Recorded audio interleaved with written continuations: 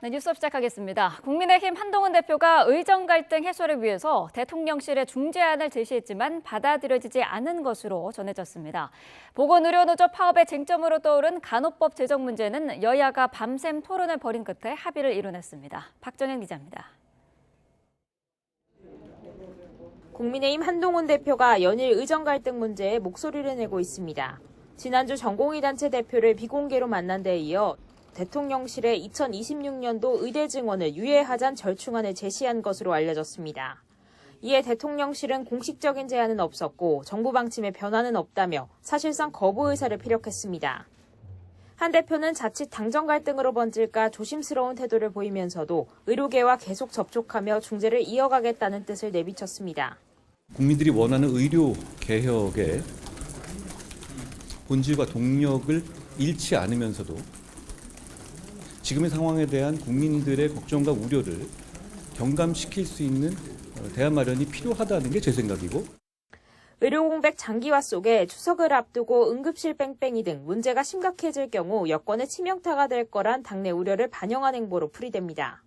오는 30일 대통령실과 만찬회동에서도 관련 논의가 이뤄질지 주목됩니다.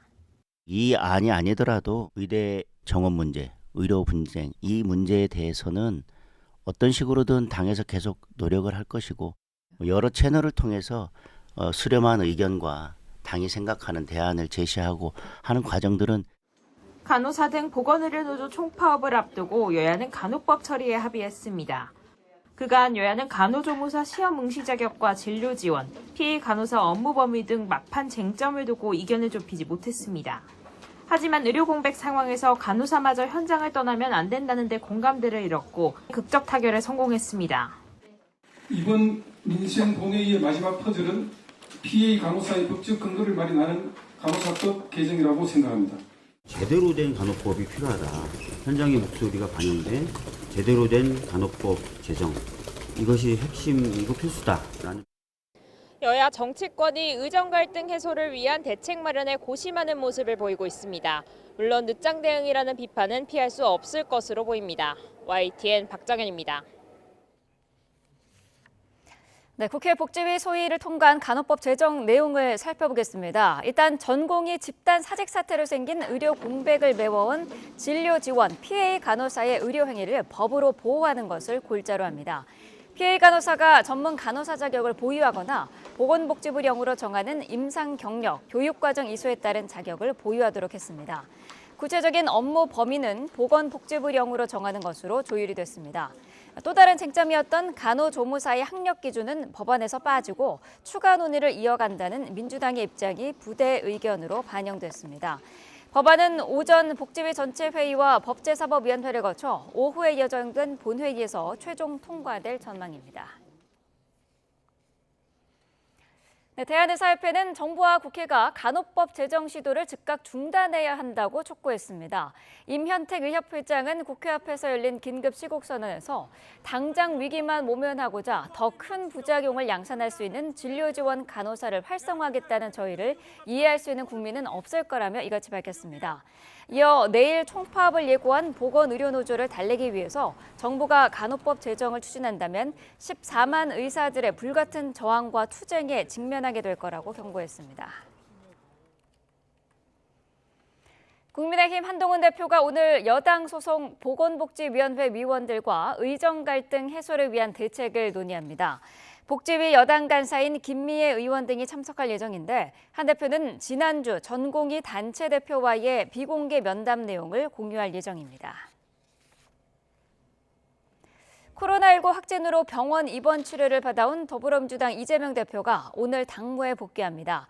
이 대표는 복귀 첫 일정으로 최고위원회의를 주재하는데 공개 발언으로 지역사랑 상품권을 통한 내수 진작 등 민생 회복 방안을 제안할 예정입니다. 양육 의무를 다하지 않은 부모에게 상속권을 주지 않는 이른바 구하라법도 여야 합의로 오늘 국회 본회의에서 통과될 전망입니다. 민생 법안의 여야는 한 목소리로 신속한 처리를 약속하고 있는데 다소 온도 차이도 감지됩니다. 정인용 기자입니다. 이른바 구하라법은 가수 구하라 씨가 2019년 사망한 뒤 양육에 기여하지 않은 친모의 상속권 주장으로 논란이 일면서 추진된 법안입니다. 지난 20대 막바지에 이어 21대 국회에서도 발의됐지만 번번이 이견으로 폐기됐는데 이번 22대 국회에선 본회의 문턱을 넘을 걸로 보입니다. 여야가 민생 법안들은 신속히 처리하자고 머리를 맞대면서 국회 법제사법위원회를 통과했고 본회의 처리만 남은 겁니다. 오랫동안 이 법이 통과되기를 염원했던 그런 법이기도 합니다. 그래서 오늘 통과된 법이 본회의까지 잘 갔으면 좋겠습니다. 실제 본회의에서 여야 합의로 처리될 민생 법안은 애초 예상됐던 10개 안팎을 훨씬 웃돌 걸로 보입니다. 전세 사기 특별법이나 구하라법처럼 이견을 좁힌 법안부터 범죄 피해자 보호법이나 도시가스 사업법처럼 이견이 없는 민생 법안, 그리고 예금자 보호법이나 공공주택 특별법 등 각종 일몰 법안까지 타결을 이룬 겁니다. 다만 민주당은 민생 챙기기와 별도로 대여 공세에도 고삐를 놓지 않겠다는 입장입니다. 추석 민생 물가 문제에 대해서 당에서 좀 각별히 좀 신경을 쓰고 있고요. 민생 회복과 최여병, 김건희 특검, 투트랙 노선을 계속해서 견제해 가겠다라는 것인데. 반면 여당은 탄핵 소추나 청문회 같은 정쟁을 중단하고 오직 민생만 보자는 입장입니다. 22대 국회는 민생과 관련 없는 탄핵, 청문회 등으로 시작부터 정쟁국회라는 어명을 쓰고 있었습니다. 하지만 여야가 정쟁 없이 민생 법안 처리에 나서기로 한 이후 국민의 기대도 커지고 있습니다. 특히 민주당은 대통령 거부권이 행사된 25만 원 지원법도 민생 법안의 하나라며 협의를 요구하고 있습니다. 실무 협상 중인 여야 대표회담에서 이 같은 민생을 바라보는 관점의 간극을 좁힐 수 있을지 주목됩니다. YTN 정인용입니다.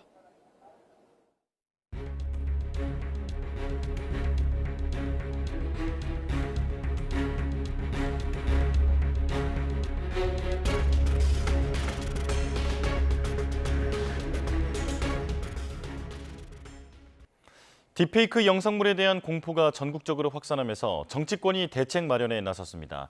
윤석열 대통령은 명백한 범죄라며 철저한 수사를 지시했고 거대 야당은 처벌 강화를 위해 현행법을 바꾸겠다고 나섰습니다. 권남기 기자입니다.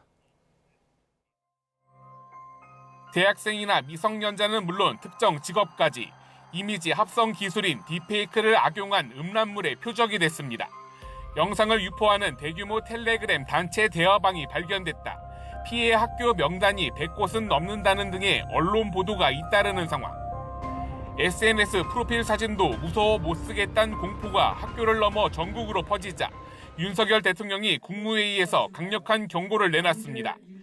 윤 대통령은 딥페이크를 이용한 성범죄는 단순한 장난이 아니라며 철저한 수사를 통해 뿌리를 뽑으라고 지시했습니다.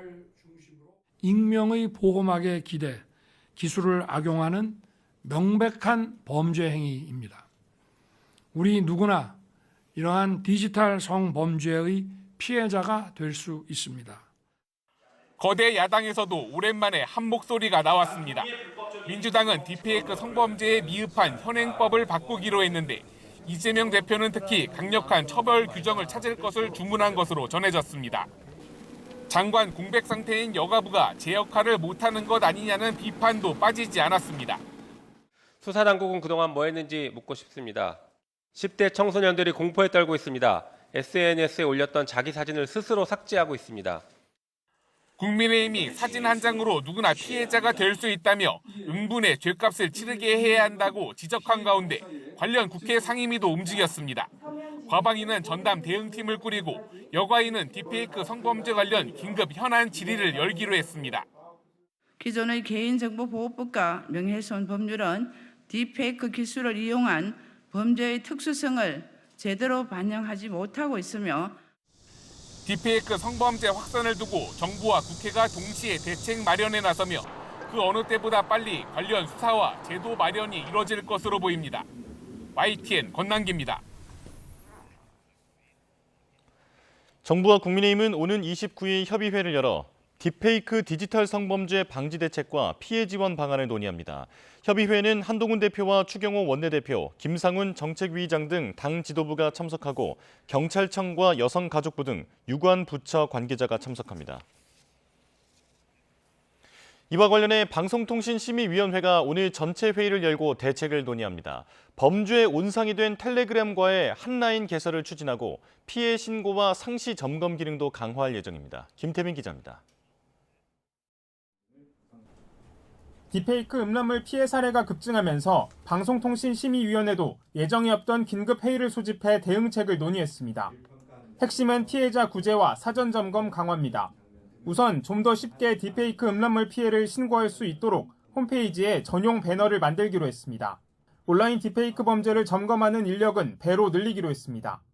또 그렇게 확인한 주요 피해 사례에 대해선 즉각 경찰에 수사를 의뢰할 방침입니다. 딥페이크 음란물 제작과 유포에 온상이 된 텔레그램에 대해서는 기존 이메일 방식이 아닌 직접적인 소통 창구 개설을 추진하기로 했습니다.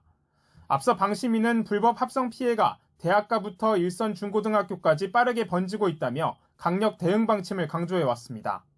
지난 한 해 방심위가 시정을 요구한 성적 허위 영상물은 7,187건에 달했는데 올해 7월 말까지 벌써 지난해 90%에 달하는 6,434건이 접수되는 등 빠르게 확산하는 추세입니다.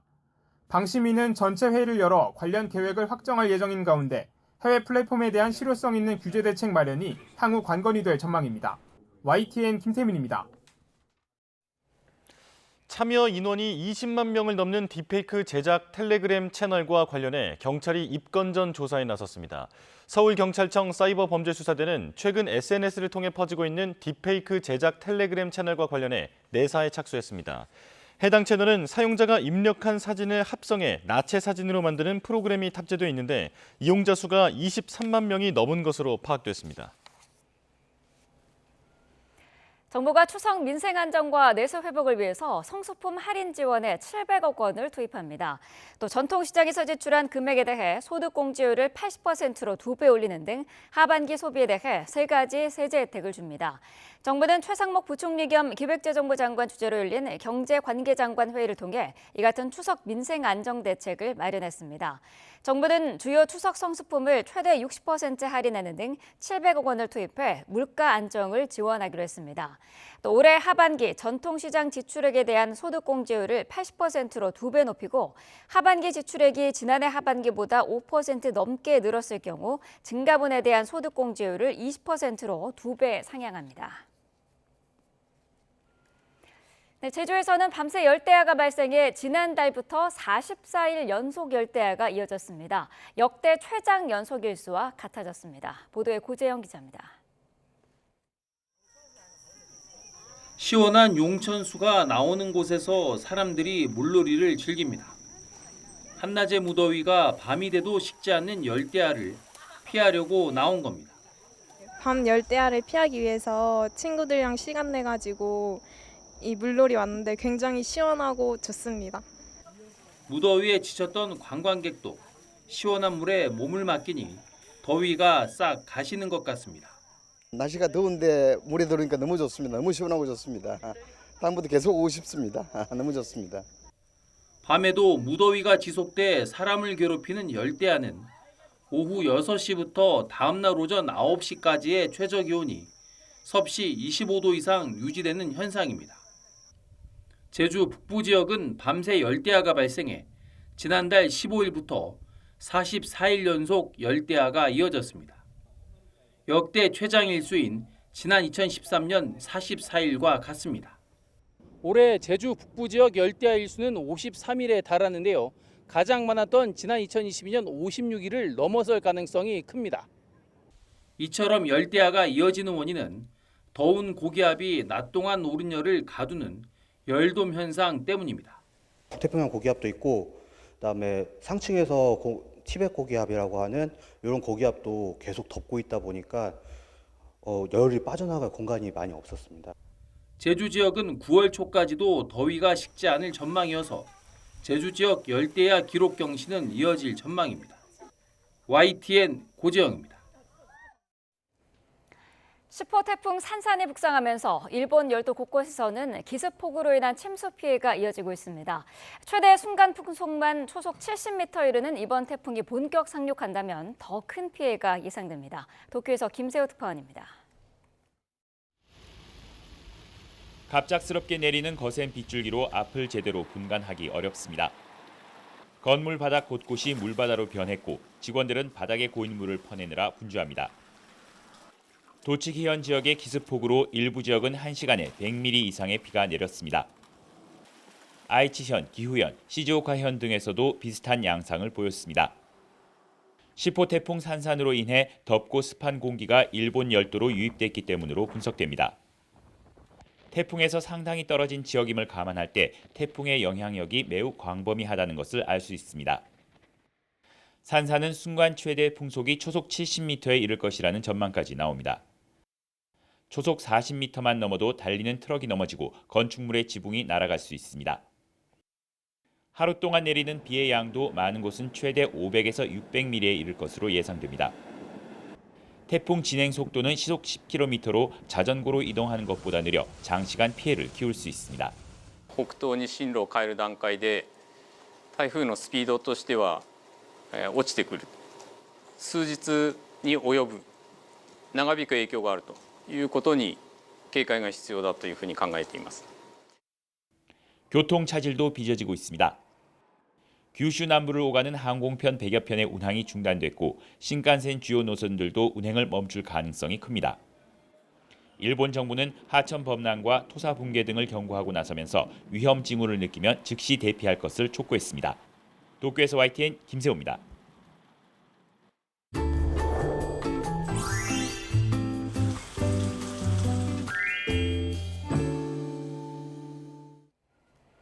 네, 지금 시각 오전 8시 9분 지나고 있습니다. 오늘 날씨 어떨지 날씨 스튜디오 연결해서 알아보겠습니다. 윤수빈 캐스터. 네, 윤수빈입니다. 오늘의 날씨 키워드로 함께 알아보시죠. 바로 태풍특보와 너울성 파도입니다. 일본 규슈 남쪽 해상에서 북상하고 있는 태풍 산산은 금요일쯤 일본을 관통할 것으로 보입니다. 한반도에는 직접 영향을 주진 않겠지만 남해 동부 먼바다에는 오늘 오전 9시를 기해 태풍특보가 발효되겠습니다. 이에 따라 남해안과 동해안, 제주도 해안에서는 너울성 파도가 높게 일겠습니다. 파도가 방파제나 해안도로를 넘을 가능성이 있으니까요. 이 지역에 계신 분들은 해안가 접근을 자제하는 등 안전사고에 각별히 유의하셔야겠습니다. 네, 밤사이에 서울은 열대야가 쉬어갔다고요? 네, 맞습니다. 대기 중상층에서 찬 공기가 남하하면서 지난 밤사이 서울을 비롯한 내륙 지방은 열대야가 쉬어갔습니다. 하지만 남해안과 제주도를 중심으로는 열대야가 이어진 곳이 있었는데요. 특히 제주도는 44일 연속 열대야가 지속하면서 최장 열대야 일수 역대 1위 기록을 경신했습니다. 영동과 경북 북부를 제외한 대부분 지역에 폭염특보가 발령 중인 가운데 낮 동안에는 33도 안팎의 무더위가 이어지겠습니다. 오늘 서울 한낮 기온 33도, 대전도 33도, 광주와 대구는 32도까지 오르겠습니다. 네, 오늘 하늘 표정은 어떻습니까? 네, 오늘 대체로 하늘에 구름만 가끔 지나겠습니다. 다만 영동과 남부 곳곳에 오락가락 비가 내리겠는데요. 모레까지 영동과 영남 지방에는 최고 60에서 80mm의 산발적인 비가 내리겠고요. 제주도는 내일까지 많게는 100mm 이상의 큰 비가 오겠습니다. 또 호남 지방에도 오늘 오후 한때 5에서 40mm의 비가 예상됩니다. 앞으로 주 후반까지는 한낮 33도 안팎의 더위가 이어질 전망입니다. 지금까지 날씨엔 키워드였습니다.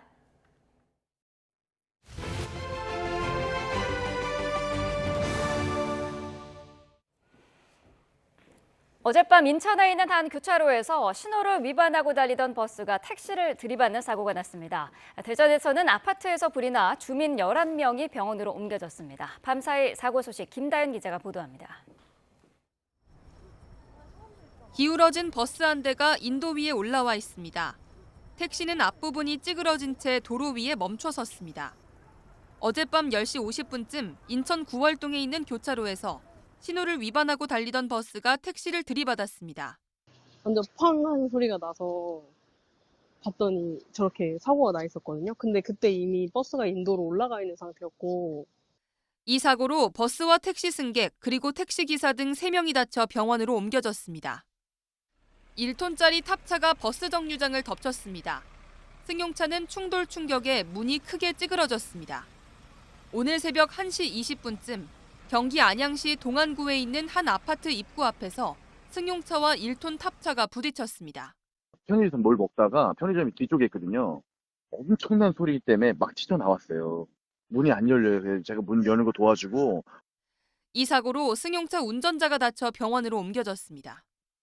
경찰은 승용차가 아파트 입구를 빠져나오는 과정에서 사고가 났다는 탑차 운전자 진술 등을 바탕으로 정확한 사고 경위를 조사하고 있습니다.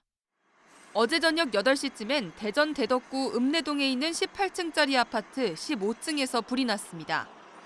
불은 30여 분 만에 꺼졌지만 주민 11명이 연기를 들이마셔 병원으로 옮겨졌습니다. 소방당국은 펑하고 터지는 소리가 났다는 주민들의 말에 따라 정확한 화재 원인과 피해 규모를 조사하고 있습니다. 이보다 1시간 앞선 어제 저녁 7시 10분쯤엔 울산 중산동에 있는 자동차 배터리 조립 공장에서 불량으로 확인된 제품을 해체하다 불똥이 튀는 사고가 일어났습니다. 이 사고로 20대 남성 노동자 2명이 얼굴 등에 화상을 입고 병원으로 옮겨졌습니다. 경찰은 현장 안전관리가 제대로 됐는지 등을 조사하고 있습니다. YTN 김다현입니다. 오늘 새벽 1시 반쯤 서울 역삼동에 있는 한 도로에서 40대 운전자 A씨가 몰던 SUV가 중앙선을 침범해 마주오던 승용차를 들이받았습니다. 경찰 음주 측정 결과 A씨는 면허 취소 수준의 만취 상태인 것으로 드러났습니다. 다행히 두 운전자 모두 크게 다치진 않은 거로 파악된 가운데 경찰은 블랙박스 영상 등을 토대로 자세한 사고 경위를 조사하고 있습니다. 오늘 새벽 4시쯤 강원 동해시 천곡동에 있는 3층짜리 건물 1층에 있는 음식점에서 불이 났습니다. 불은 30분 만에 꺼졌고 다친 사람은 없었습니다.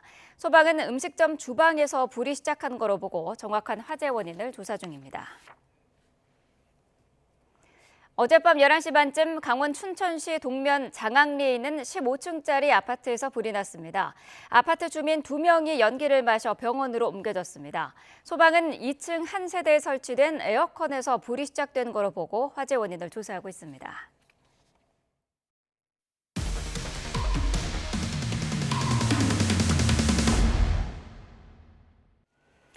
네, 지난달 5살 아이를 학대해 숨지게 한 태권도 관장의 첫 재판이 열린 가운데 유족이 당시 CCTV 영상을 확인하며 직접 기록한 내용을 YTN이 확보했습니다. 기록에는 관장이 아이를 폭행하고 괴롭힌 장면은 물론 주변의 다른 사범도 발버둥 치는 아이를 도와주지 않았다는 내용이 담겼습니다. 정현우 기자의 단독 보도입니다. 평소처럼 아이를 태권도장에 보냈다 영영 이별하게 된 가족들. 원통한 마음에 아이가 겪은 일을 명확히 밝히고자 CCTV 영상을 확인하고 당시 상황을 분초 단위로 기록했습니다. 지난달 12일 저녁 7시 4분 놀이방에 들어온 관장 채모 씨가 A군의 얼굴을 발로 차더니 손으로 얼굴을 때리려 했고 아이는 사색이 됐다고 CCTV를 본 가족들은 적었습니다. 관장은 곧이어 아이 상의를 잡아당기더니 다리 찢기를 반복했고 아이의 괴로운 얼굴이 보였다. 아이의 이마와 얼굴을 지속적으로 때리더니 등을 때린 데 이어 볼을 움켜쥐고 이마를 강하게 때렸다. 이후에도 때리고 또 때렸다며 초단위로 폭행이 이어졌다고 가족들은 적었습니다. 관장의 학대는 놀이방 밖에서도 이어졌다고 가족들은 말합니다. 아이 손을 잡고 돌려서 다른 아이와 부딪히게 하곤 세워져 있던 매트에 아이를 매달리게 했다. 아이가 떨어지자 뒤집어서 매트에 발등을 걸어놓더니 잠시 후 돌돌 말린 매트에 아이를 머리부터 넣었다고 가족들은 당시 상황을 전했습니다. 가족들은 아이가 심하게 발버둥치며 고통을 호소했지만 도와주는 사람은 없었다고 말합니다. 그 사이 아이는 매트 안쪽으로 더 깊숙이 들어가기 시작해 결국 다리가 보이지 않을 정도가 됐습니다. 하지만 옆에 있던 보조 사범은 간혹 아이의 상태만 확인했을 뿐 적극적으로 구호 조치를 하는 모습은 볼 수 없었다고 가족들은 지적합니다. 아이를 매트에 넣은 건 CCTV 기록상 저녁 7시 9분 22초. 아이를 꺼내기 시작한 건 그로부터 27분 정도가 흐른 저녁 7시 36분 4초였습니다. 아이 얼굴이 파랗게 변한 상태에서 인공호흡을 했지만 소용없었습니다. 병원으로 옮겨진 아이는 결국 11일 만에 숨졌습니다. 유가족들은 구속 상태로 재판에 넘겨진 관장 최 씨는 물론 태권도장 사범들 역시 학대 행위를 방관한 것으로 확인됐다며 형사 고소하겠다는 입장을 밝혔습니다. YTN 정윤우입니다. 네, 휴가철에 렌터카 이용한 분들 많으시죠? 그동안 많은 업체가 차를 빌렸다가 사고를 내면 피해가 크든 작든 운전자로부터 같은 금액의 면책 비용을 받아왔는데요. 처음으로 2심 법원에서 이 약관이 무효라고 판결했습니다. 김희영 기자가 단독 보도합니다. 재작년 9월부터 2달 동안 차를 빌린 A씨. 반납을 앞두고 가벼운 접촉 사고를 냈는데 업체는 보험 접수를 위한 면책금이라며 100만 원을 요구했습니다. 50만 원씩 100만 원을 내라. 상대방 대인 접수했으니까 대인까지 100만 원 납부 안 하면은 고소고발 조치 들어가겠다. 예. 뒤늦게 계약서를 살펴보니 이렇게 면책금 명목으로 사고보험 처리 시 일정 금액을 부담해야 한다고 적혀 있었습니다. 사고로 인해 할증되는 렌터카 업체의 보험료를 사고 운전자가 부담하게 하는 건데 문제는 사고가 크든 작든 차량의 파손 정도나 수리비에 상관없이 같은 금액을 내도록 한다는 겁니다. 당연히 이제 설명은 못 들었고 거의 한 달 렌트비보다 더 비싼 금액이잖아요. 많이 좀 힘들고 그랬었죠. 결국 소송을 냈는데 1심에서는 졌지만 최근 열린 항소심에서 결과가 뒤집혔습니다. 2심 재판부는 업체가 A씨에게 해당 사항을 제대로 설명했다고 보기 어렵고 상대 차량의 파손 정도나 사고 경중을 구분하지 않고 같은 액수의 면책금을 내도록 하는 건 공정하지 않은 만큼 약관이 무효라고 판단했습니다. 비슷한 소송은 그동안 여러 건 있었는데 1심 단계에서는 소비자가 이기기도 렌터카 업체가 이기기도 했습니다. 그런데 처음으로 상급심에서 소비자의 손을 들어준 겁니다. 경미한 사고를 낸 운전자와 중한 사고를 낸 운전자와 형평성에 반한다는 그런 취지로서 이는 약관 규제법에 반하여 부당하다는 항소심에서 처음 이런 관행에 제동을 걸었다는 데서 의의가 있습니다. 한국소비자원 자료를 보면 최근 5년 동안 접수된 렌터카 관련 피해 구제 신청 가운데 면책금 과다 청구 피해가 10%를 차지합니다. 일부 렌터카 업체들이 면책금을 일종의 수익원으로 본다는 지적도 나오는데 공정거래위원회는 사고 경중에 따라 면책금을 물리라고 권고하고 있지만 효과는 미미합니다. 기준이 없는 거죠. 50만 원짜리 사고다, 100만 원짜리 사고다 이렇게 기준이 정해져 있는 것도 아니고 그냥 경중이라고만 하잖아요. 그런 것들이 좀 추상적이다 보니까 애매모호하게 적용을 하고 그걸 또 악용하는 사례가 발생할 수 있다는 거죠. 본인한테 부담이 온 것 자체를 모르는 경우도 상당히 있어요. 전문가들의 의견 또 외국의 사례를 반영을 해서 기울어진 운동장이 되지 않게끔 만들어주는 노력도 렌터카 교통사고에 대한 일률적인 면책금 조항이 부당하다는 항소심 재판부의 판결이 처음 나온 가운데 이를 개선하기 위한 실질적인 조치가 이어질지 주목됩니다. YTN 김이영입니다.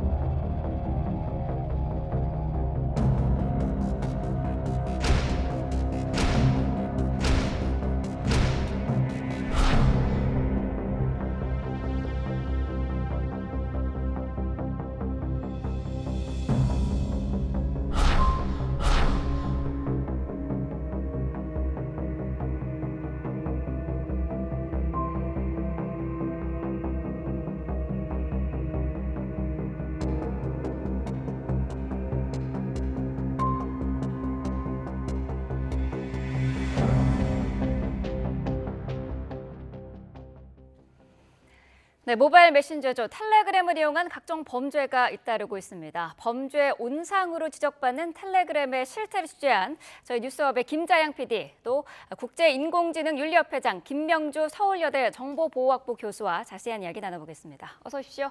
네, 안녕하세요. 네. 안녕하세요.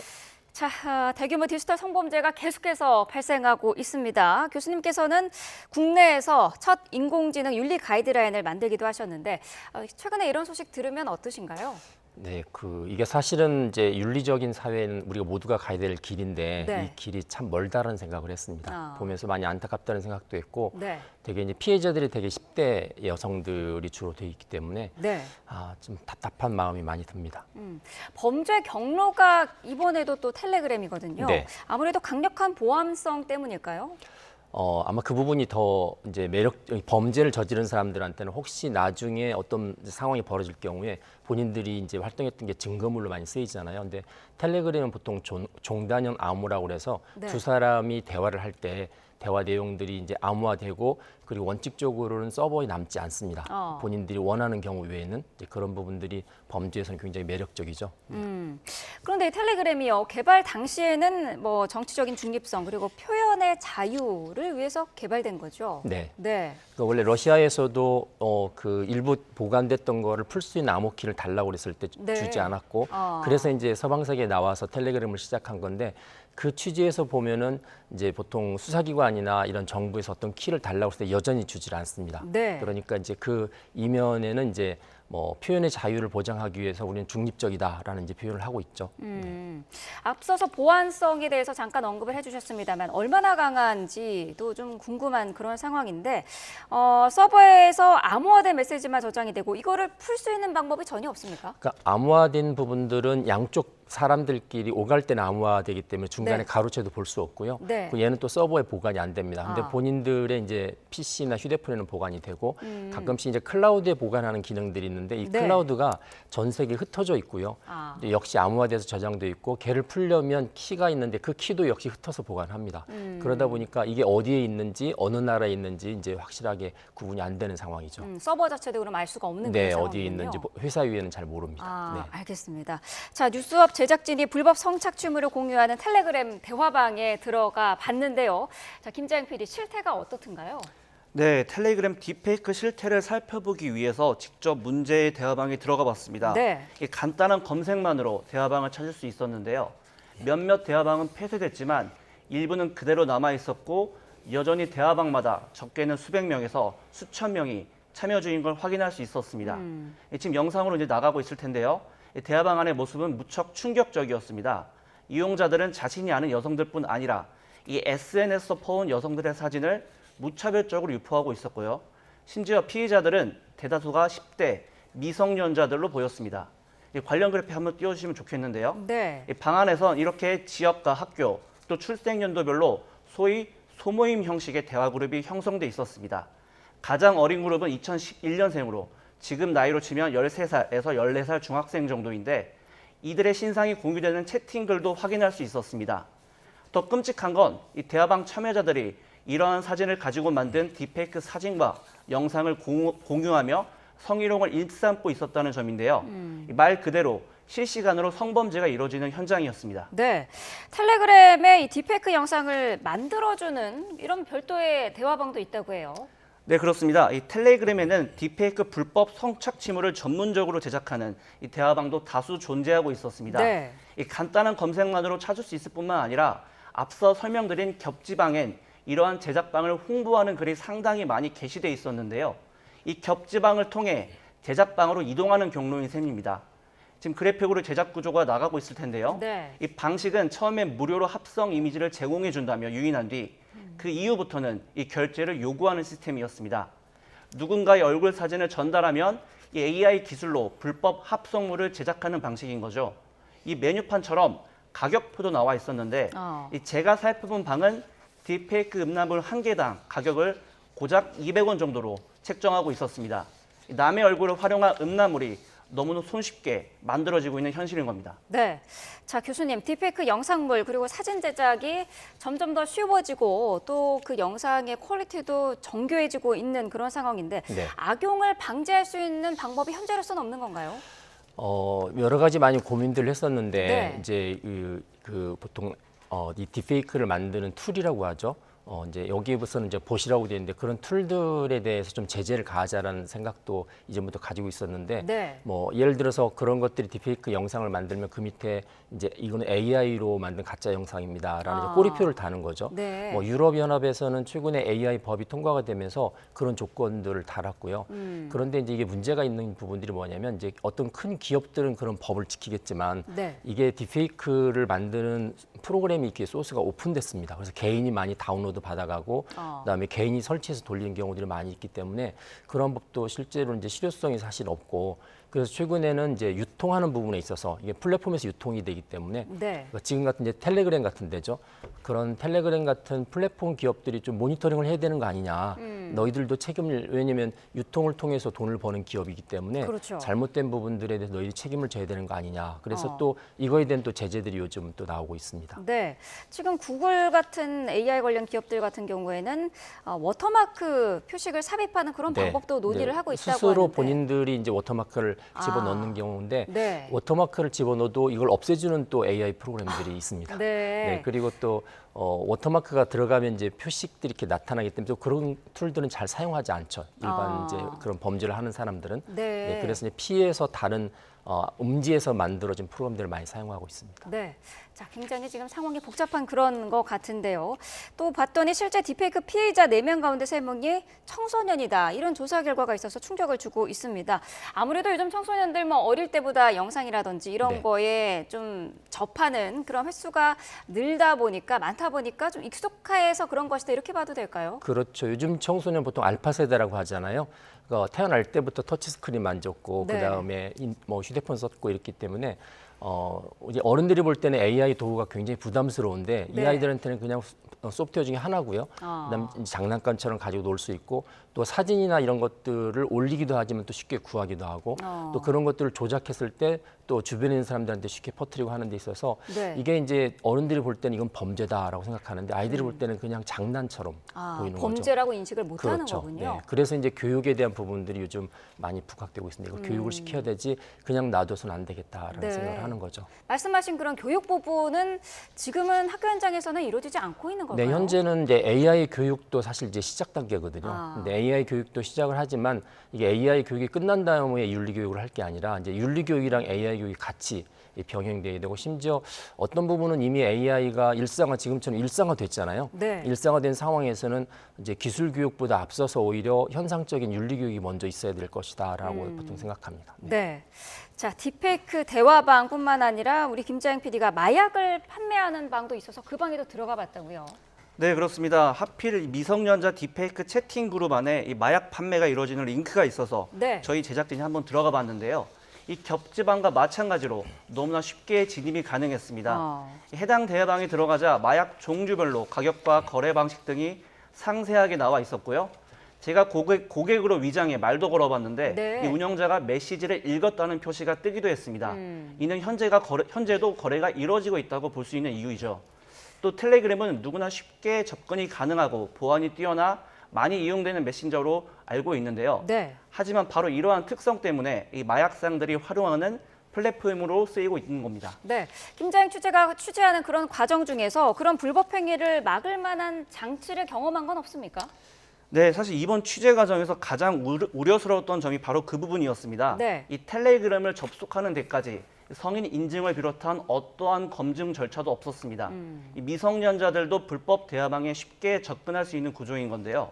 이 무엇보다 눈에 띈 건 이 탈퇴한 계정이라는 거였습니다. 네. 이 텔레그램 특성상 계정을 탈퇴하더라도 해당 계정이 남긴 자료는 그대로 남아 있는데요.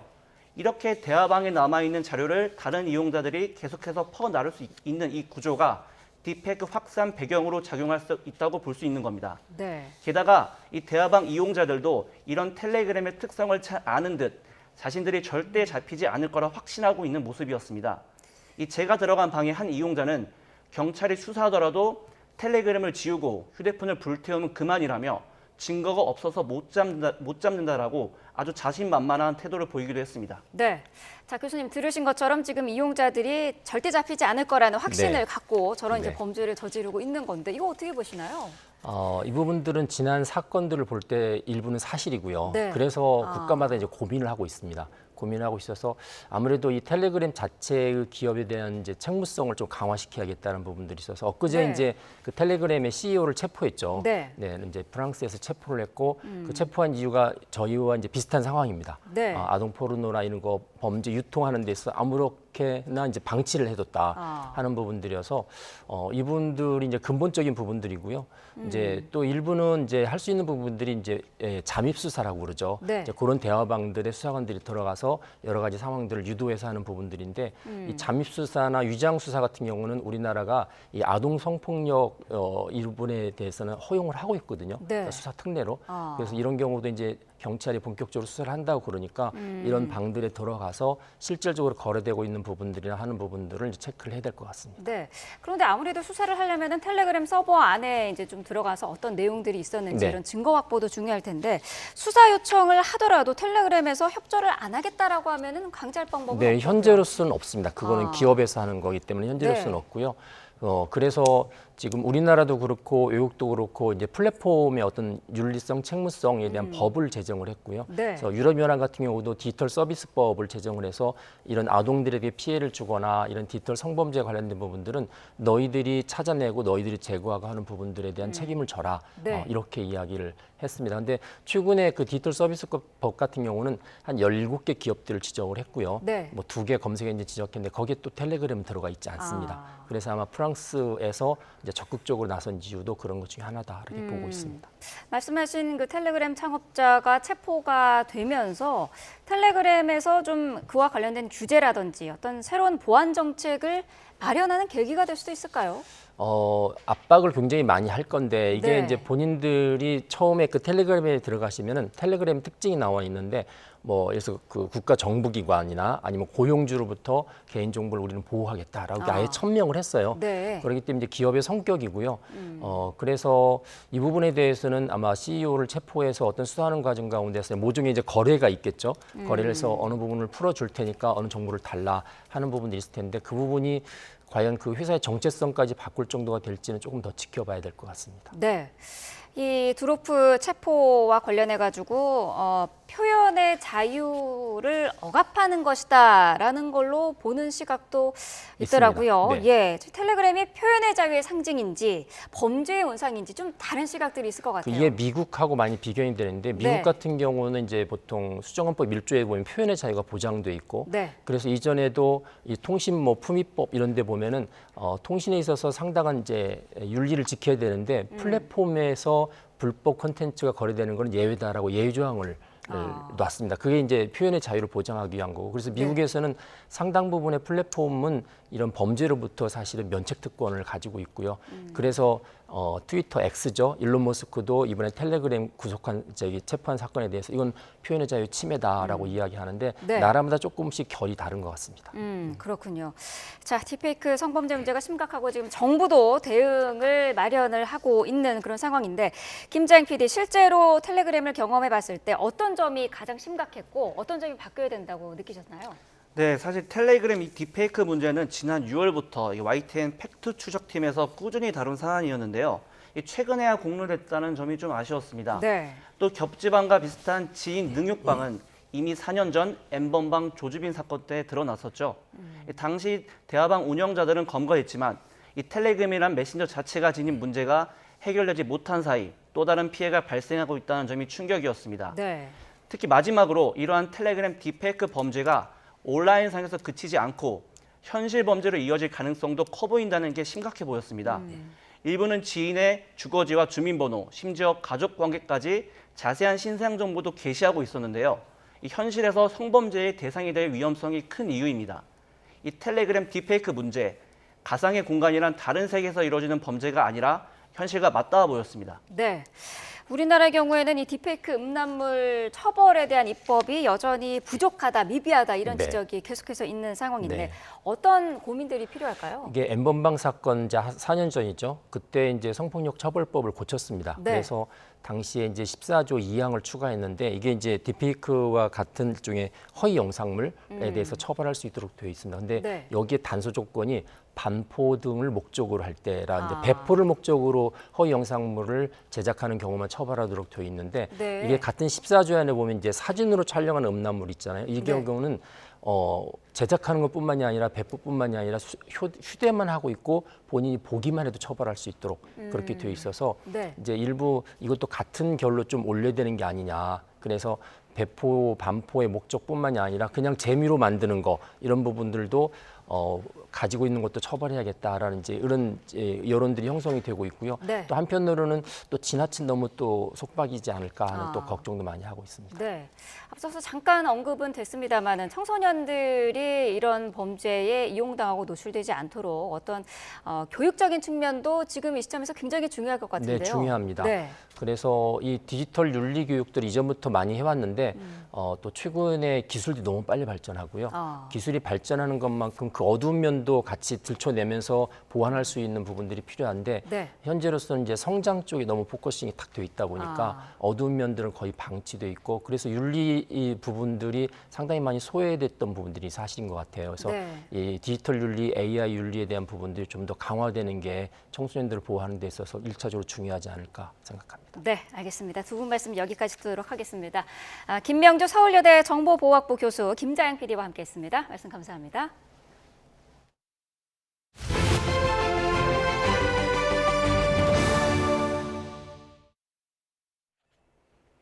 네, 내수회복 지원을 위해 정부가 추석 민생 안정 대책을 발표했습니다. 추석 대목 할인 지원에 700억 원을 투입하고요. 전통시장에서 쓴 지출에 대한 소득 공제율을 80%로 상향하는 내용이 담겼습니다. 조금 전 정부 서울청사에서 열린 경제관계장관 회의, 최장목 경제부총리의 모두 발언 내용 들어보겠습니다. 경제관계장관회의를 시작하겠습니다. 절기상 더위가 멈춘다는 처서가 이미 지났지만 아직도 일부 지역에서는 무더위와 열대야가 이어지고 있습니다. 유달리 힘들었던 여름 날씨로 지친 우리 국민들께 다가오는 추석 명절이 상쾌한 재충전의 시간이 되길 빕니다. 최근 우리 경제는 물가가 전반적으로 안정세를 보이는 가운데 수출 중심의 경기 회복 흐름이 이어가고 있습니다. 그러나 폭염으로 농산물 등 추석 성수품 가격이 높은 수준이며 내수 회복 속도가 상대적으로 더뎌 민생과 체감 경기 어려움이 여전한 상황입니다. 이에 정부는 물가 안정 기조를 안착시키고 민생과 체감 경기를 개선하는 데 초점을 맞춰 추석 민생 안정 대책을 마련하였습니다. 첫째, 추석 상품품 가격을 고물가 이전인 21년보다 낮은 수준으로 관리하겠습니다. 성수품을 역대 최대인 17만 톤 공급하고 700억 원 규모의 정부 지원을 통해 최대 60% 할인토록 하겠습니다. 수입과일 전 품목에 대해 할당 관세를 연말까지 연장하고 관계부처 합동으로 일일 가격 수급 관리 체계를 가동하겠습니다. 둘째, 민생 부담을 적극 덜어드리겠습니다. 소상공인 중소기업에 명절 자금 43조 원을 공급하고 소상공인 전기료 지원 대상을 연 매출 1억 400만 원까지 확대합니다. 근로장려금, 소액생계비 대대출을 추석 전 조기 지급하고 체불임금 지급과 근로사 생활안정을 위한 융자 재원을 확충하는 등 서민 지원도 강화합니다. 셋째, 내수회복을 가속화하겠습니다. 국내 관광 활성화를 위해 숙박 쿠폰을 50만 장 배포하고 근로자 휴가 지원을 55만 명 확대하겠습니다. 소비 촉진을 위해 기업이 직원 명절 선물 비과세, 하반기 지출 증가분과 전통시장 지출액에 대한 소득 공제율 2배 상향 등 3종 세제 지원을 추진하겠습니다. 온누리 상품권의 개인 구매 한도와 할인율을 상향하고 기업 사용액은 업추비 한도를 추가 인정하여 전통시장과 골목 상권을 적극 지원하겠습니다. 공공기관 중심으로 건설 투자를 5조 원 보강한 한편 지방재정은 이 불용을 최소화해 6.5조 원 추가 집행하겠습니다. 아울러 투자 익스프레스를 관계부처 합동으로 확대 개편하고 투자 활성화 대책을 마련하여 기업 투자를 뒷받침하겠습니다. 응급의료 등 연휴기간 국민 안전에도 만전을 기하겠습니다. 이어서 그간 마련한 위메프 팀원 피해 지원 대책의 보완 방안과 이커머스 제도 개선 방안을 논의합니다. 정부는 위메프 팀원 소비자와 판매자 피해 최소화를 위하여 신속 환불 처리와 1.6조 원 규모의 유동성 공급을 지원 중입니다. 특히 피해 업체의 자금 조달 부담을 완화하기 위하여 기존 지급분까지 소진공, 중진공 대출 금리를 2.5%로 인하하고 신보 보증 수수료를 0.5%로 일괄 적용하겠습니다. 이에 더해 최근 기업회생 절차를 신청한 인터파크 커머스에 대해서도 8월 말까지 피해 현황을 집계하고 조속히 유동성을 공급하겠습니다. 이번 사태의 재발 방지를 위한 관련 법률 개정안도 검토 중입니다. 정부 개정안에는 대상 이커머스의 범위, 구체적인 정산기한 주기, 별도 관리 판매 대금 비율 등이 포함될 예정입니다. 그 밖에 전자지급 결제 대행사의 재무 건전성 확보를 위해 자본금 규모를 상향하고 경영 지도 기준 미준수 시 조치 근거도 마련합니다. 9월 중 정부안 공개 후 공청회를 비롯한 의견 수렴 절차를 거쳐 개정안을 국회에 조속히 8월 28일 뉴스업 주요 일정 정리합니다. 코로나19 확진으로 병원 입원 치료를 받아온 더불어민주당 이재명 대표가 당무에 복귀합니다. 복귀 첫 일정으로 최고위원회의를 주재하는데 공개 발언으로 지역사랑 상품권을 통한 내수 진작 등 민생 회복 방안을 제안할 예정입니다. 국민의힘 한동훈 대표가 여당 소속 보건복지위원회 위원들과 의정 갈등 해소를 위한 대책을 논의합니다. 지난주 전공의 단체 대표와의 비공개 면담 내용도 이 자리에서 공유할 예정입니다. 여야는 국회 본회의를 열고 비쟁점 민생 법안을 처리합니다. 어제 소위를 통과한 간호법과 전세사기 특별법 개정안, 부하라법 등 40건 안팎의 법안이 대상이 될 것으로 보입니다. 서울대 졸업생들이 여성 대학 동문 등 수십 명을 대상으로 불법 합성 영상물을 만들어 유포한 사건의 1심 판결이 오늘 나옵니다. 검찰은 지난 6월 결심 공판에서 피해자가 다수이고 죄질이 극히 불량하다며 징역 10년을 선고해달라고 재판부에 요청했습니다. 방송통신심의위원회가 전체 회의를 열고 딥페이크 음란물 제작 유포 사태에 대한 대책을 확정합니다. 딥페이크 피해 신고 배너를 홈페이지에 만들고 점검 인력을 2배로 보강하는 방안 등이 담길 것으로 보입니다. 뉴스업 주요 일정이었습니다.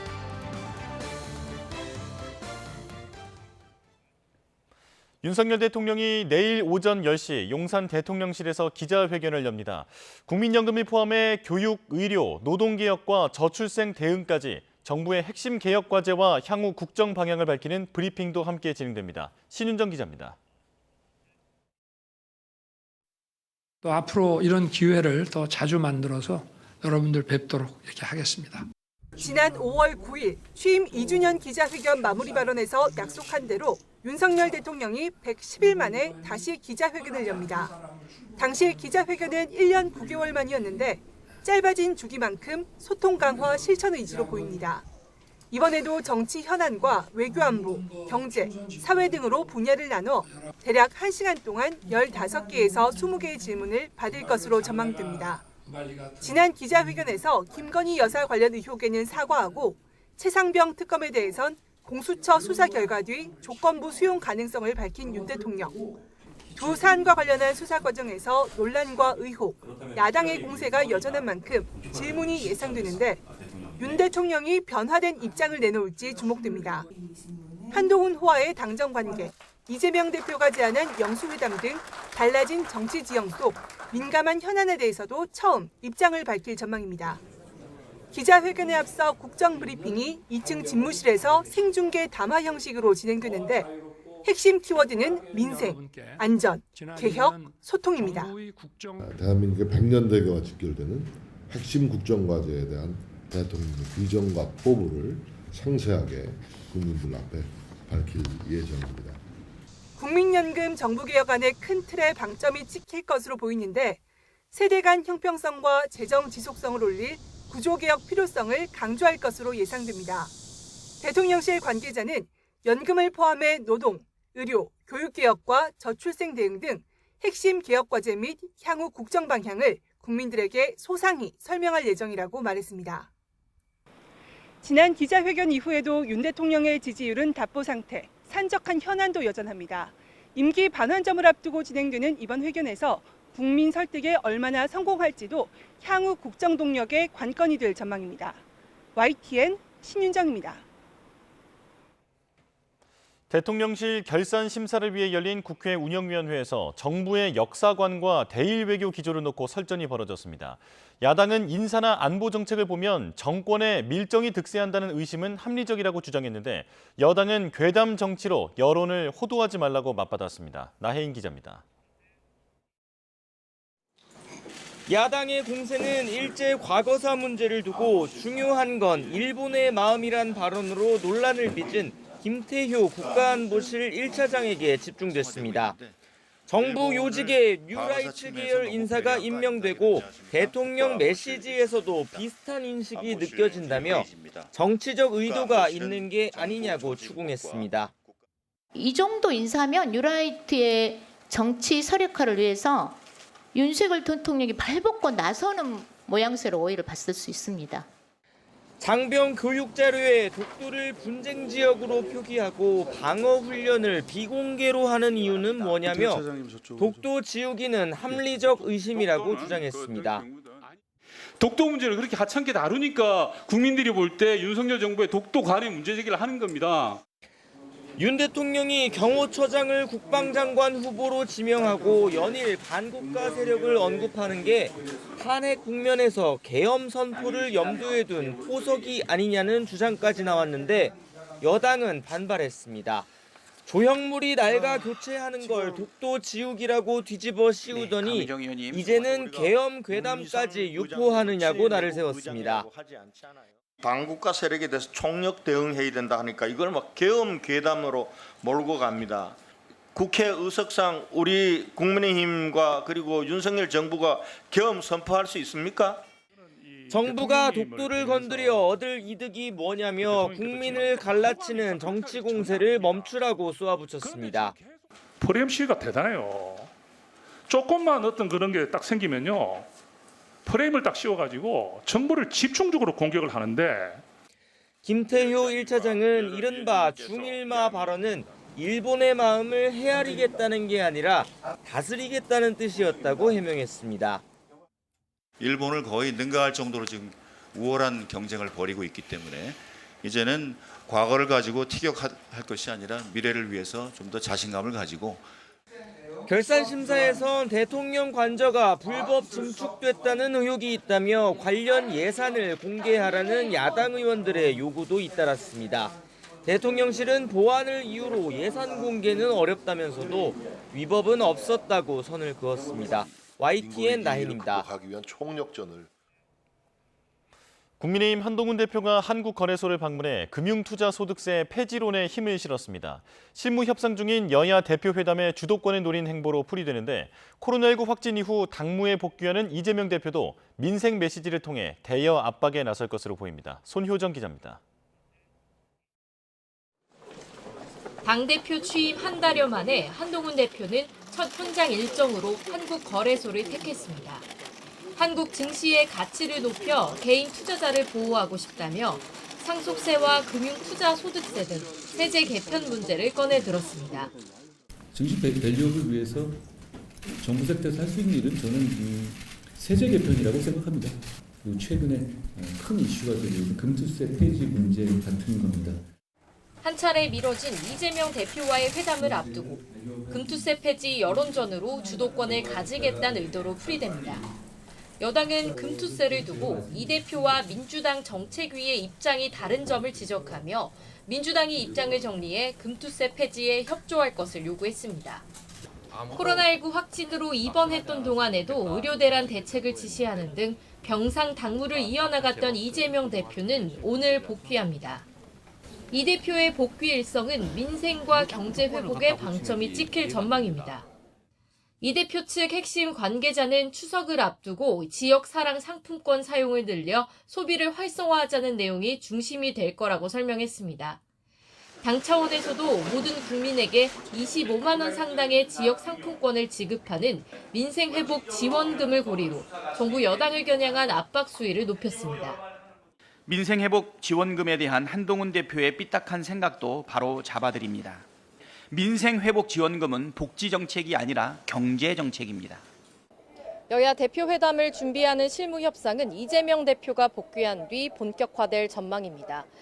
하지만 회담 의제를 놓고 여당은 금투세 폐지를, 민주당은 25만 원법과 최상병 특검을 원하는 데다 서로 회담 의지가 없다며 내탓 공방을 하는 터라 협상이 난항을 겪을 거란 관측도 나옵니다.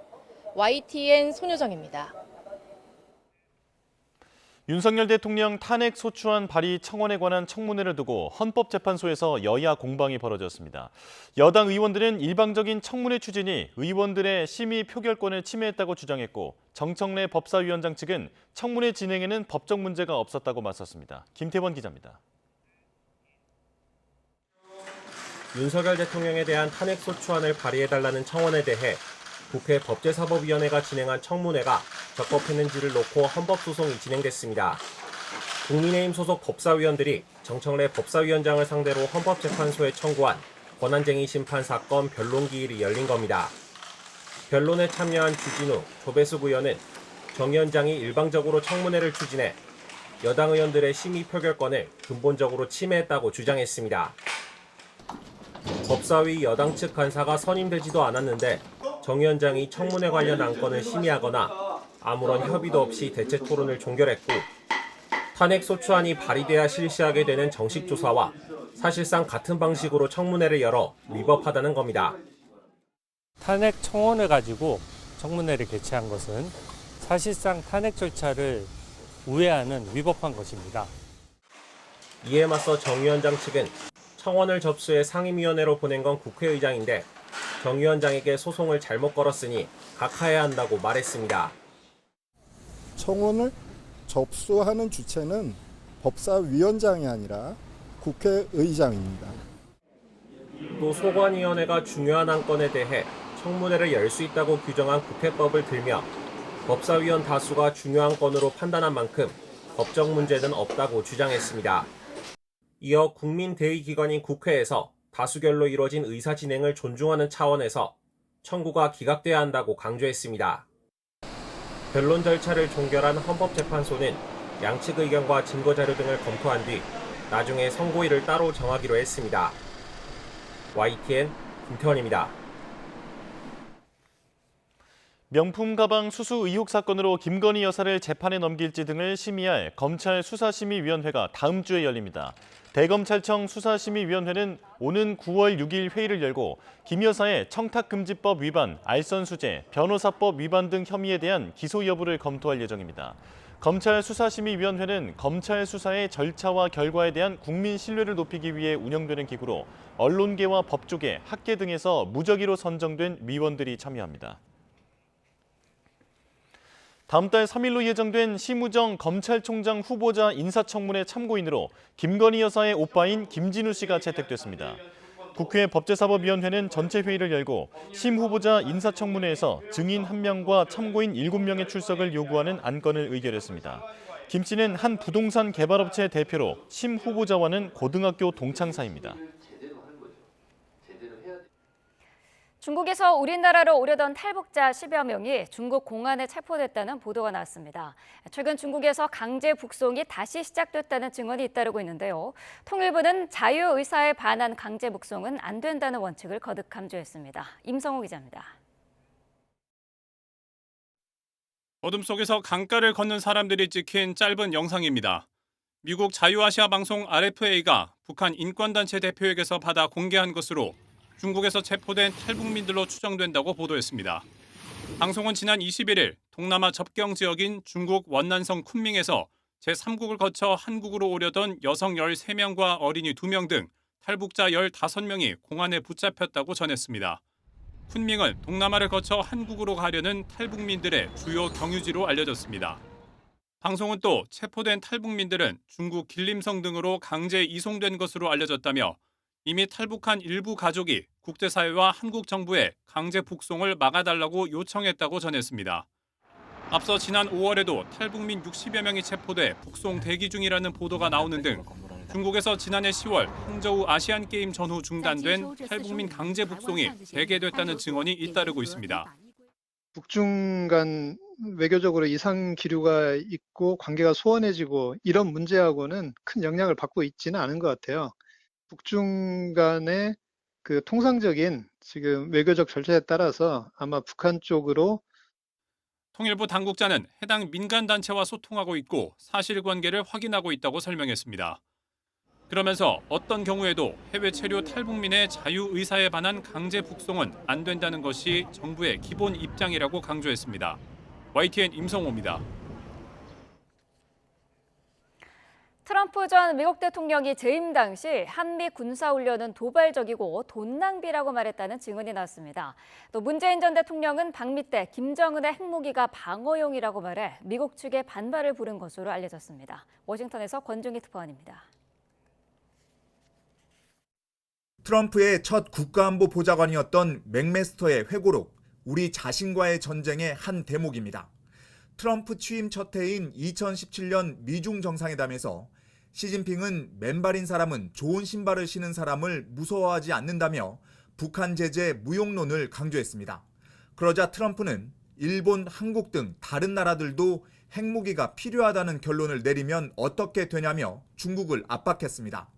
하지만 넉 달 뒤 트럼프가 중국을 국빈 방문했을 때는 분위기가 달라졌습니다. 한미 군사훈련은 도발적이라는 시 주석 견해에 트럼프가 동의하고 돈 낭비라고까지 말했다는 겁니다. 급기야 북한 핵동결과 한미 훈련 중단을 거래하는 동결 대 동결 제안에 트럼프가 동조하자 맥메스터는 시진핑이 이겼다는 메모를 존 켈리 비서실장에게 건넸다고 회상했습니다. 2017년 6월 문재인 전 대통령의 방미 때 상황도 회고록에 담겼습니다. 문 전 대통령은 핵을 포기한 뒤 축출됐던 후세인과 카다피처럼 김정은도 방어를 위해 핵이 필요하다고 믿고 있을 뿐이라고 말했고, 펜스 전 부통령은 김정은이 공격 목적으로 핵을 원할 가능성을 고려해야 한다며 문 전 대통령을 반박했다고 전했습니다. 또 북한이 대륙간 탄도미사일인 화성 14형을 발사했을 당시 정의용 전 안보실장은 그 미사일을 ICBM이라고 부를 준비가 안 됐다고 말해 맥메스터는 ICBM을 정의하는 건 당신이 아니라고 지적했다고 회고했습니다. 문 전 대통령이 사드 배치를 재고하겠다는 입장을 밝히자 트럼프가 격노하며 사드 배치 비용을 한국이 내도록 하겠다고 말했다는 대목도 등장합니다. 트럼프와 잦은 갈등으로 13개월 만에 경질된 맥메스터는 이번 책을 통해 트럼프가 외교 안보 협상에서 얼마나 취약했는지 되짚고 있습니다. 맥메스터는 트럼프가 한국으로부터 미군 주둔에 필요한 모든 비용에 더해서 이익도 챙기라고 말했다고 회고록에 썼습니다. 워싱턴에서 YTN 권중기입니다. 네, 미국 국방부는 북한이 자폭형 무인기를 공개한 것과 관련해 위협을 심각하게 받아들인다고 밝혔습니다. 팻 라이더 국방부 대변인은 브리핑에서 자폭형 무인기와 관련한 언론 보도를 받고 우리가 주시하고 있는 사안이라며 이같이 말했습니다. 또 동맹국인 한국도 모니터링하고 있는 것을 알고 있다며 집단 방어가 강력하게 유지될 수 있도록 한국, 일본 등 다른 동맹 파트너와 계속 긴밀히 협력할 거라고 밝혔습니다. 네, 미 대선 주자가 최종 확정된 이후에 진행된 여론조사에서 해리스 후보가 트럼프 후보를 근소한 차로 앞선 것으로 나타났습니다. 하지만 전당대회에 따른 컨벤션 효과는 보지 못한 것으로 나와 진검승부는 다음 달 10일 열릴 첫 TV 토론에서 가려질 것으로 보입니다. 김지영 기자입니다. 민주당 전당대회를 마친 다음 날부터 사흘간 실시한 여론조사에서 해리스 부통령은 트럼프 전 대통령보다 4%포인트 높은 48%의 지지율을 기록했습니다. 전주와 같은 격차를 보이면서 전당대회에 따른 상승세는 관측되지 않았다는 해석이 나옵니다. 하지만 해리스는 트럼프와의 맞대결 성사 이후 1일 추적 조사에서 한 번도 진 적이 없다는 게 조사기관의 설명입니다. 여기에 두둑한 후원금 확보를 기반으로 전당대회 이후 7개 경합주에서 새로운 광고를 선보이는 등 경합주 공략에 적극 나서고 있습니다. We should be doing everything we can to make it more affordable to buy a home, not less. 친근한 서민 이미지로 전당대회장을 누빈 팀월즈 부통령 후보의 호감도 상승도 해리스 진영에선 호재입니다. 반면 로이터 통신 여론조사에서는 선거 핵심 정책 이슈인 경제 및 범죄 문제에 대한 트럼프 전 대통령의 우위가 약화한 것으로 조사됐습니다. 트럼프 진영에선 대선 레이스 중도 하차 이후 트럼프 지지를 선언한 로버트 케네디 주니어의 트럼프 정권인수팀 합류에 따른 효과에 기대를 걸고 있습니다. But it really is an amazing realignment that we're witnessing in American politics, that Robert F. Kennedy is endorsing Donald J. Trump for president. 지지율 격차가 크지 않은 상황에서 전문가들은 다음 달 10일로 예정된 두 후보 간 첫 대선 TV 토론을 핵심 변수로 꼽고 있습니다. 그런 만큼 TV 토론 방식을 둘러싼 양측의 기싸움이 치열한 가운데 불참을 시사했던 트럼프 전 대통령은 CNN 때와 같은 방식으로 민주당과 합의했다고 밝혀 눈길을 끕니다. YTN 김지영입니다. 네, 뉴욕 증시가 엔비디아의 실적 발표를 하루 앞두고 강보합으로 장을 마쳤습니다. 현재 시간 27일 뉴욕 증권거래소에서 다우존스 지수는 전 거래일보다 0.02% 오른 41,250.50의 거래를 마감했습니다. S&P 500 지수는 0.16% 오른 5,625.80, 나스닥 지수는 0.16%가 상승한 17,754.82의 장을 마쳤습니다. 3대 지수 모두 장중 하락세를 보였지만 저가 매수세가 유입되면서 강보합으로 마감됐습니다. 리비아의 산유 중단 우려로 급등했던 국제유가가 불안감이 과도했다는 분석이 나오면서 2% 넘게 급락했습니다. 현재 시간 27일 뉴욕 상업거래소에서 10월 인도분 서부 텍사스산 원유는 전 거래일보다 2.44% 급락한 배럴당 75.53달러의 거래를 마쳤습니다. 브렌트유 10월 인도분 가격은 전 거래일 대비 2.31% 내린 배럴당 79.55달러에 마감했습니다. 어제 중동의 군사적 긴장이 고조된 데다 리비아가 내정 갈등으로 산유를 중단한다고 공표하면서 급등했던 유가가 하루 만에 상승분 대부분을 되돌렸습니다. 이른바 강남 출신 금수저들이 서울대에 더 많이 입학한다는 한국은행 분석이 나왔습니다. 한국은행은 부모 경제력과 거주지에 따른 이런 불평등 문제를 해결하기 위해 지역 할당이라는 파격적인 방안을 제시했습니다. 이형원 기자입니다. 아이의 잠재력보다 부모의 경제력이나 거주 지역이 서울대 진학을 좌우한다는 분석 결과가 나왔습니다. 소득 최상위층의 상위권 대학 진학률은 최하위층의 5배가 넘습니다.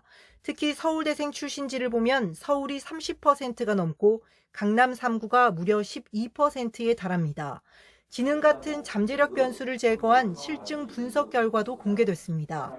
잠재력이 같았더라도 서울대 진학률은 경제력 75%, 거주 지역의 92%나 영향을 받는 것으로 나타났습니다.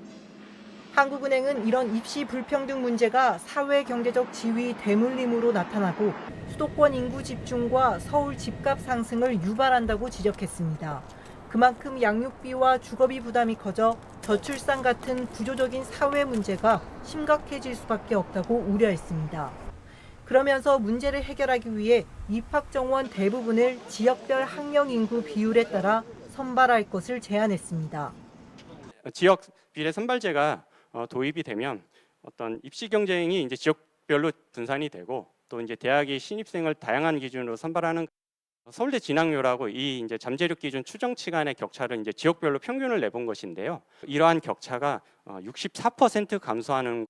이창용 한은 총재는 다소 파격적일 수 있지만 충분히 실현 가능하다며 지역 할당제에 힘을 실었습니다.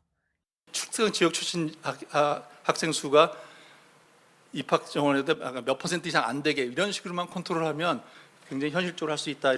서울대 교수님들께서 좀 합의 보셔가지고 하시면 돼요. 서울대, 연대, 고대 그랬는데 모든 대학이 다양하게 하면 좋을 것 같아요.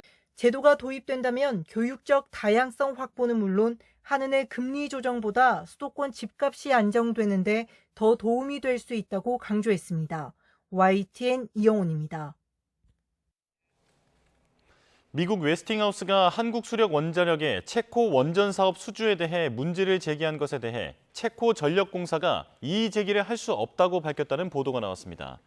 스푸트니크 통신은 현지 시간 27일 체코 뉴스통신사 CTK를 인용해 원청사인 체코 전력공사가 안전상의 이유로 입찰 진행 규정에 예외를 뒀기 때문에 입찰 결과에 대해 반독점 당국에 이의를 제기할 수 없다고 주장했다고 보도했습니다.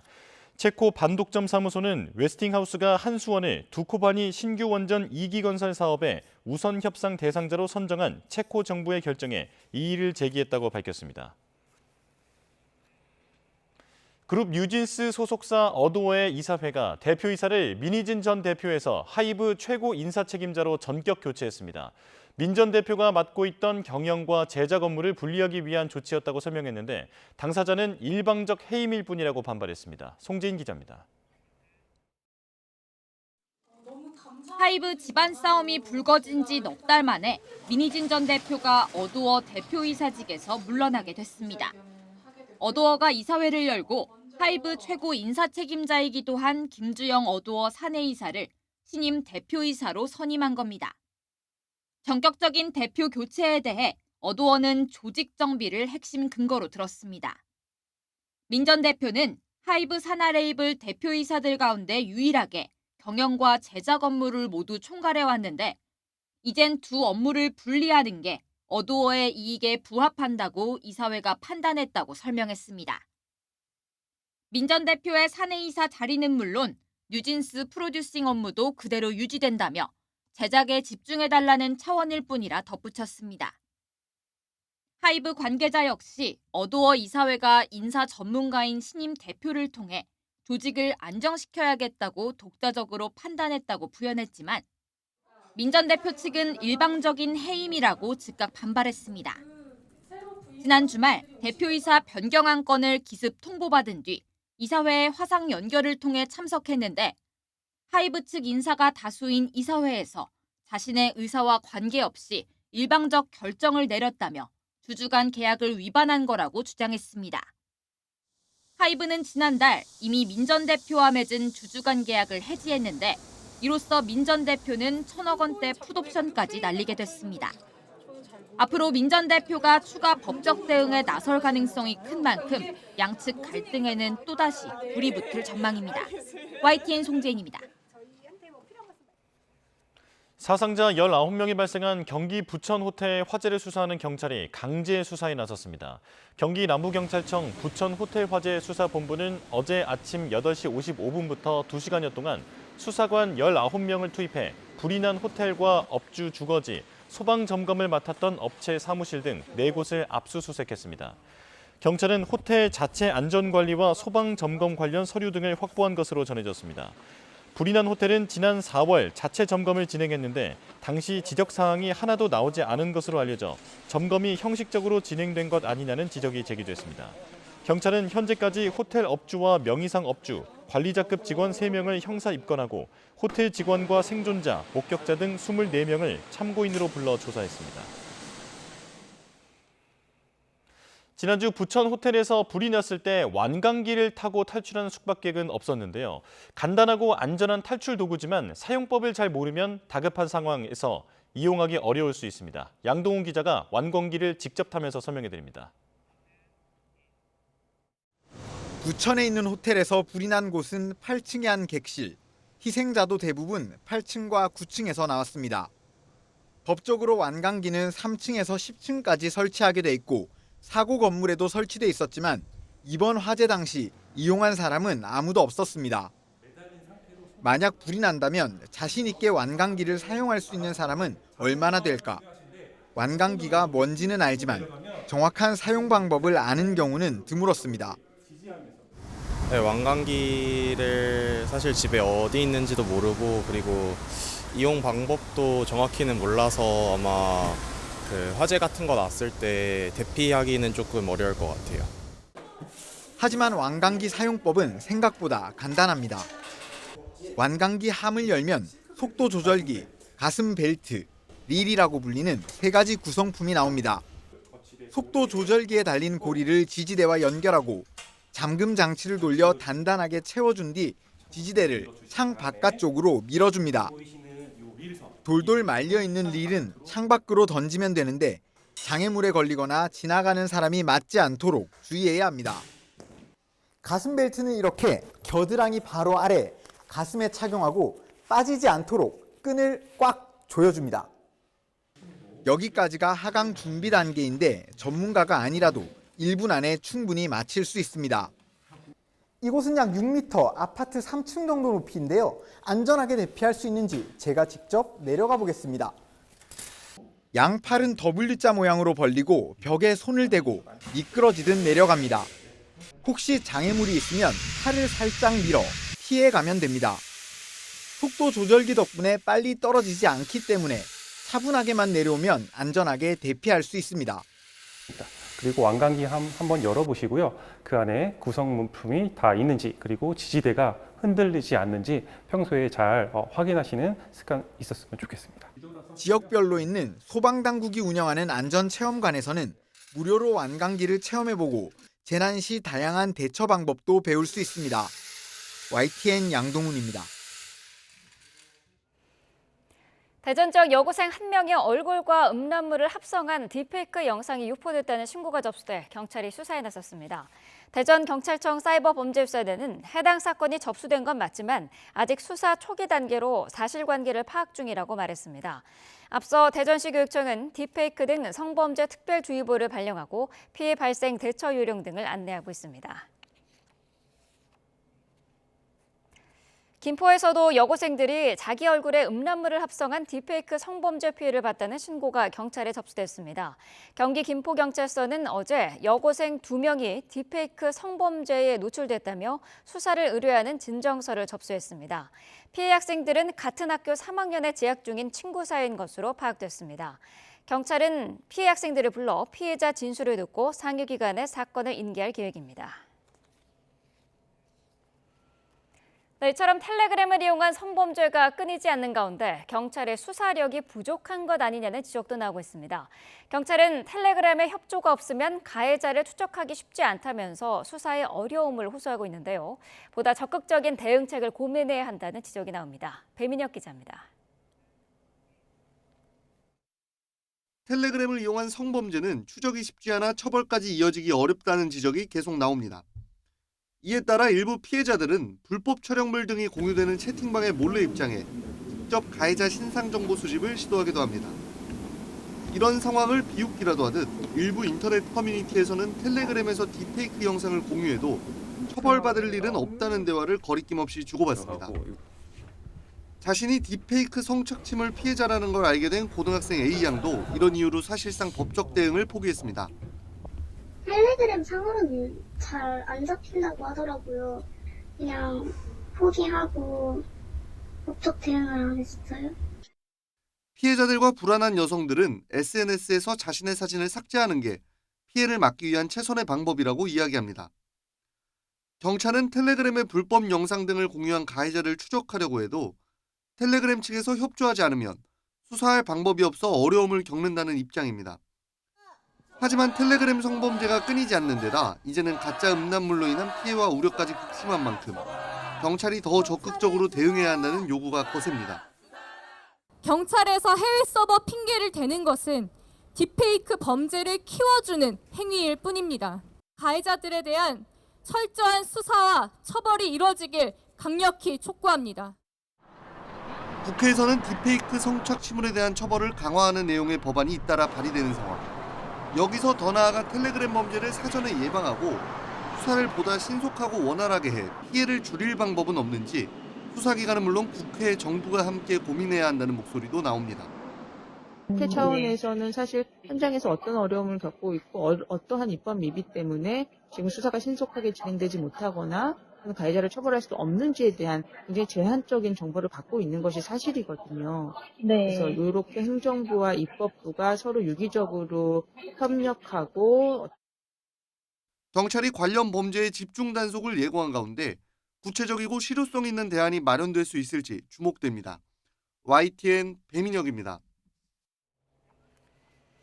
정부와 국민의힘이 내일 협의회를 열고 딥페이크 디지털 성범죄 방지 대책과 피해 지원 방안을 논의합니다.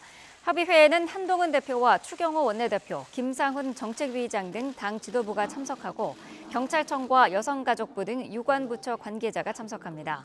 앞서 한 대표는 SNS에 딥페이크 성범죄 대책을 촉구하는 한 고등학생의 편지를 공유하면서 딥페이크 범죄 피해가 확산되고 국민 우려가 크다며 정책의 미비는 신속히 보완돼야 한다고 강조했습니다. 방송통신심의위원회가 오늘 전체 회의를 열고 최근 확산 중인 딥페이크 음란물 제작 유포 범죄 대책을 내놓습니다. 방심위는 피해 신고를 위한 전용 배너를 홈페이지에 신설하고 점검 인력도 늘리기로 했습니다. 또 딥페이크 음란물의 주요 유통 경로로 지목된 텔레그램 측과 직접적인 소통 창구를 개설하는 방안도 추진합니다. 국회 여성가족위원회가 다음 달 4일 딥페이크 성범죄 대응 현황을 점검하기 위한 긴급 현안 질의를 엽니다. 국민의힘 소속의 이인선 여성가족위원장과 여야 간사는 합동 기자회견을 열고 문제의 심각성을 깊이 있게 논의하고 범정부 차원의 대책을 모색하기 위해 긴급 현안 질의를 진행할 예정이라고 밝혔습니다. 여가위는 여성가족부 관계자뿐만 아니라 경찰청이나 관련 부처 관계자도 불러 심도 있게 논의해보겠다는 계획입니다. 신드롬에 가까운 인기를 누리고 중국으로 돌아간 자이언트 팬더 푸바오가 스크린으로 돌아옵니다. 떠나기 전 마지막 3개월을 담은 이야기인데 미공개 장면도 포함돼 팬들의 기대감이 커지고 있습니다. 김승환 기자입니다.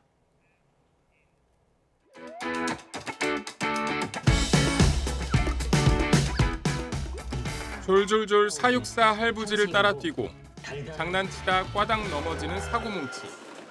지난 4월 중국으로 돌아갈 때까지 전 국민을 울고 웃긴 국민 판다 푸바오의 이야기가 영화로 찾아옵니다.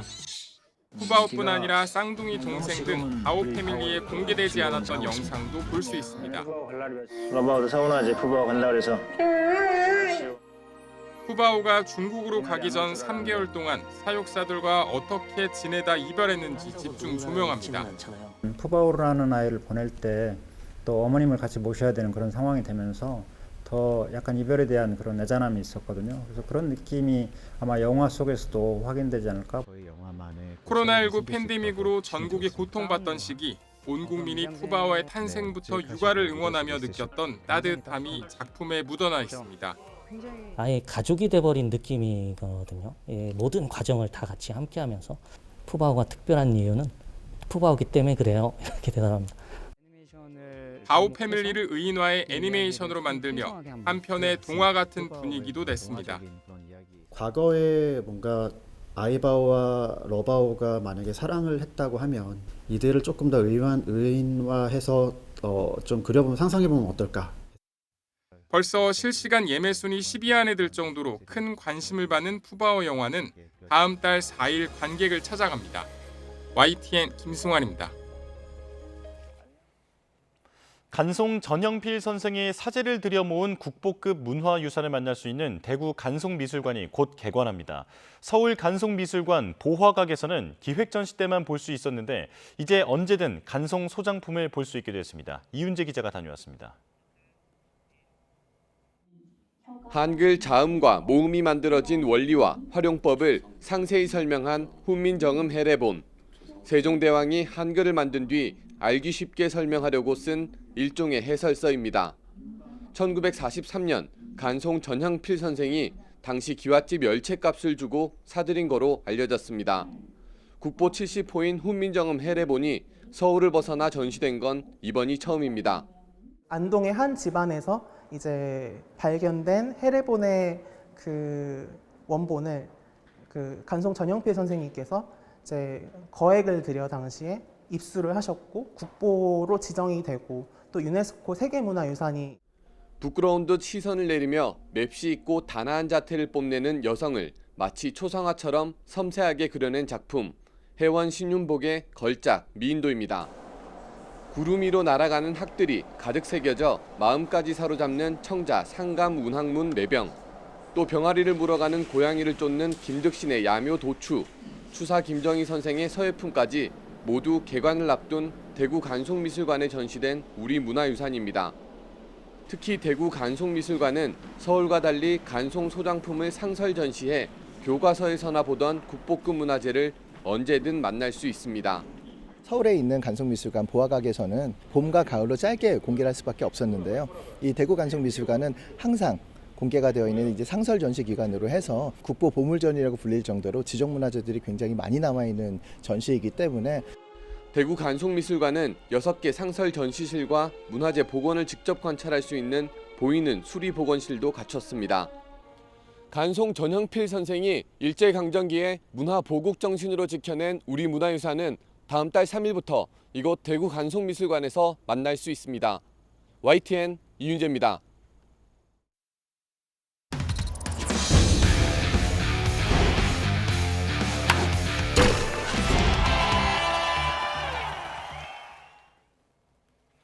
프로야구 삼성의 코너가 9회까지 무실점으로 마운드를 지키며 완봉승을 따냈습니다. 안타는 3개를 맞았고 삼진은 11개를 뽑아냈습니다. 이경재 기자입니다. 삼성 코너가 코너 구석구석을 찌르는 위력적인 공으로 키움 타선을 잠재웁니다. 9회까지 안타 3개만 맞고 무실점, 시속 150km 안팎의 빠른 공과 활처럼 휘는 슬라이드로 삼진은 11개를 곁들였습니다. 올 시즌 4번째 나온 귀한 완봉승으로 팀 승리를 이끌었습니다. That was a good scream. But no, it feels great. I was able to, limit this offense that's given me trouble all year. I think going into it, I had like a 7 ERA against them, so doing that against them felt really good. 키움 선발 헤이스도 5회까지 팽팽한 영의 행진으로 맞섰지만 6회 투아웃 2루에서 윤정민에게 맞은 안타로 패전 투수가 됐습니다. 한화의 3연패를 당했던 두산은 6대1로 끌려가던 7회 투아웃 이후 연속 5개 안타로 경기를 뒤집었습니다. 김재환이 6회 추격을 날리는 솔로포를 터뜨리는 등 4안타 2타점으로 활약했습니다. 김태균은 한 점 차였던 8회 투아웃에 나와 역대 고졸 최다 세이브 기록을 세웠습니다. 임창규가 6이닝 무실점 호투를 펼친 LG는 KT를 6대1로 물리쳤고 롯데는 8회 안타 4개와 볼넷 1개를 집중시켜 한화에 3대1로 역전승했습니다. 비록 5회까지 열린 광주 경기에선 부상으로 21일 만에 복귀한 최용우가 1회 선제 투런포를 날리는 등 기아가 안타 14개로 10점을 뽑아내 SSG를 10대4로 눌렀습니다. YTN 이경재입니다.